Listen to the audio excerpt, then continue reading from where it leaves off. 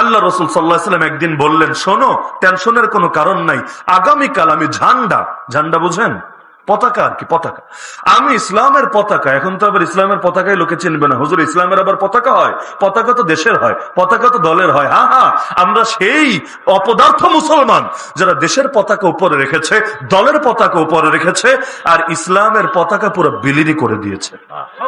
অথচ আল্লাহ নবীর পতাকা ছিল না? আরে ছিল না?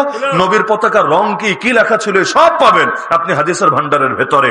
আল্লাহ রাসূল বলেন, আগামীকাল আমি পতাকা তুলে দিব, বুখারীর হাদিস, পতাকা তুলে দিব এমন একজনের হাতে যার ভেতরে 3টা গুণ আছে। 1 নম্বর গুণ, সে আল্লাহ এবং তার রাসূলকে ভালোবাসে।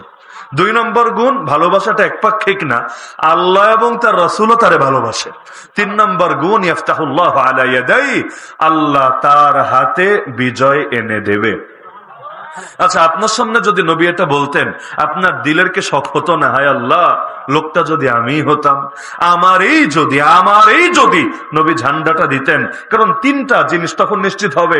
1 নম্বরে আল্লাহ এবং তার রাসূলের মহব্বত আমার দিলে আছে, এটাও কনফার্ম, এবং আল্লাহ এবং তার রাসূল আমার মহব্বত করে, এটাও কনফার্ম, আর আমার হাতে বিজয় আসবে, এটাও কনফার্ম। কে না চাইতো? সবাই তো চাইতো।